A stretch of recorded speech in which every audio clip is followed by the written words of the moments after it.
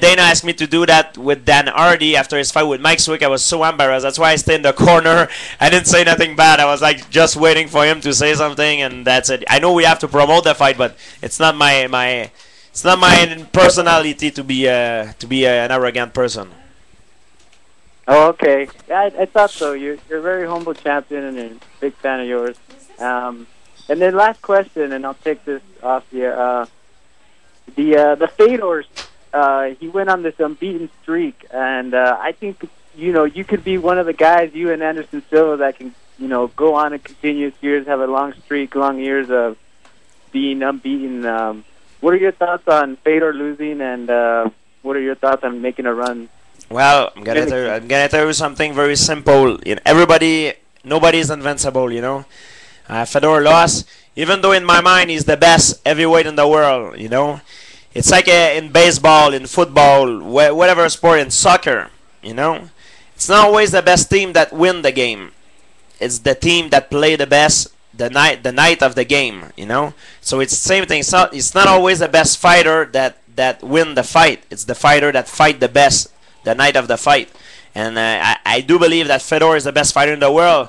But even though he's the best fighter in the world, that night when he fought Verdum fought a better fight than him. So that's why he lost the fight. And, everybody can make mistake. Nobody's invincible in this world. And that's what we learned from it.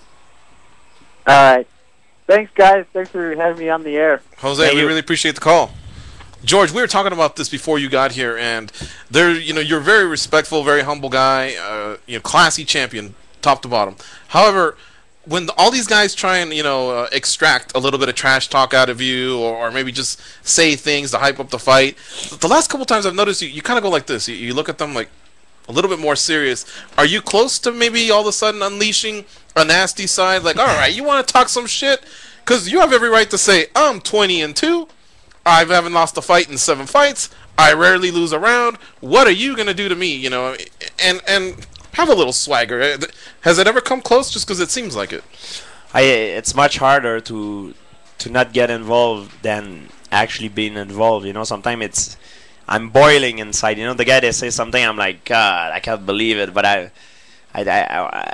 made a choice as a martial artist to always prone the good example, and behave well.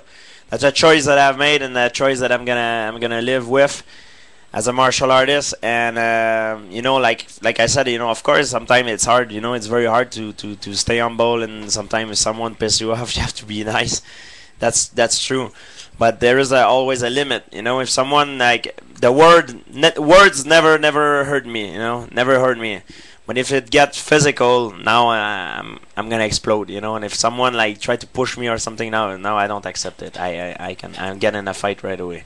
So there is a limit that I can take. Of course, I'm a human being. I'm a man, and I'm a proud man, So, but I try to prone the good example. I'm not a frat boy. I don't get involved into those trash talking and stare down and things like that. Me, it's you're nice, or if you're not nice and you want to fight, you fight. It's like I don't waste time insulting someone. I fight or I don't fight. That's it. Band90 in our chat room says, when George arrives, can you ask him to tell us how you got the nickname Rush? Nobody ever called me Rush. To tell you the truth, it was just at the beginning of my career. I was like just going through guys. I was like winning all my fight in first round or almost the second round. So they were calling me Rush, like a rush of adrenaline, So, yeah, but, like now I guess it's my GSP, that they call me like this, when they say my name. But, yeah, it was a promoter of an organization back in the day called TKO. He gave me that nickname. Did you ever have one growing up, a different one? Never had one, no. Never had one? No. That was the first one? Exactly, the first one. I had one at school, the bully guy that was like yelling at me, but, it's like all bad name, old nickname, but never had a good nickname, like friendly. The bully gave you a nickname? Of course, like they scream at me like many times, hey, stuff like asshole, this and that, and coward. But in French, right? Of course. Well, what's asshole in French? Peureux, coward, peureux, Faluette, you know, like stuff like that. You know, like you're afraid, the things like that. It happens every day. Do you have his address? Because we can send him that picture behind you of you with your arms up. And just remember me. No problem. Yeah, you ever see the bully when you go back to Montreal? I already I came across one time in the mall. It was quite funny. I know he recognized me, and he knows that I know that he recognized me, but we both act like we didn't know each other.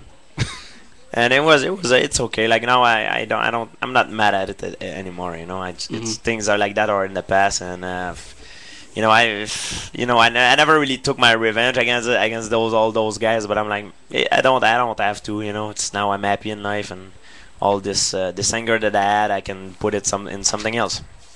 Has it been a long time since you've been in a street fight? Was it when you were younger or? It was a very long time. Yeah, I can't really remember. Like last time I was in a street fight I was like, I mean, it was to defend myself, you know, all the time, you know.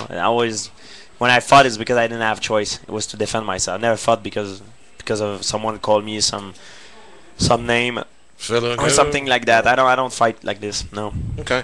All right, let's continue on here with the calls. We got Aaron Fish from Minnesota. What's going on, Aaron? Hey guys, how you doing? George, how you doing today? Very good. Yourself?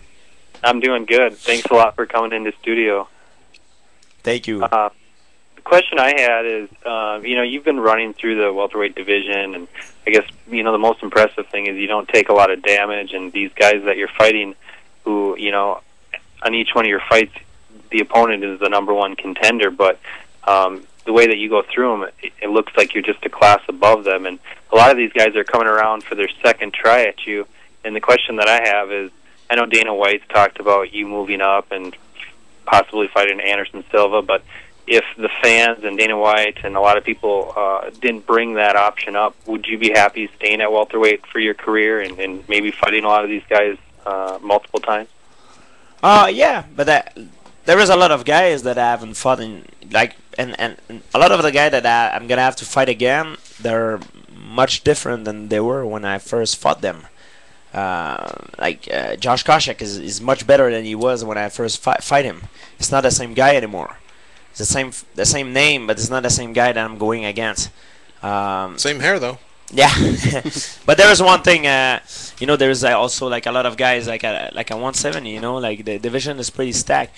There is a lot of things too, guys, that like people need to understand is when I growing up in my career, I always fix my goal very high, and every time I achieve one of my goal, I fix another goal to reach, because it's important as a martial artist. You've never been satisfied, because otherwise there is no point to keep doing what you're doing if you already achieved your goal.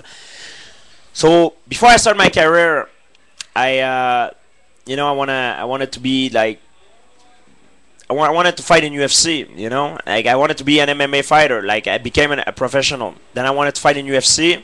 I became in UFC. Then once I was in UFC, I wanted to become champion. Then I became champion. I lost the title. My goal was to retain the title. I did it. Then I fought a couple of times. And now I don't fight to be champion anymore. I fight to be the best fighter pound for pound of all time. That's my main goal. When I retire, I want that. I want to be the best fighter of all time, pound for pound. And to achieve that, of course, I need to go against the best. But once I'm gonna be known as the best fighter pound for pound, if it happened one day, it's gonna be time for me to retire right away. Some people are saying you are right now. No, I don't agree with that. But when I'm gonna have a fight and it's gonna happen, it's gonna be time to retire. You know, like when it's gonna, and also like going up in weight. I'm gonna tell you something. If I go up in weight, it's gonna be hard to go down. If I put a like lean muscle on myself, you know, I already did. Like recently, I'm a little bit bigger than I was when I fought Alves now than I was like a year ago. If I do that, if I put more muscle and I change division, it's gonna be hard to come back down. You know, so it's not like, oh, I go up and I go down. So I have to be very careful with what I do. And if one day I fight 185 for a super fight, you know, to know who's the best pound for pound in the world, you know, if already happened, if I reach my goal, It's gonna my goal will be reached. There will be no point for me to still compete because you know, I'm not gonna have any goal. And I told you that before. I don't like. Of course, the money is there. The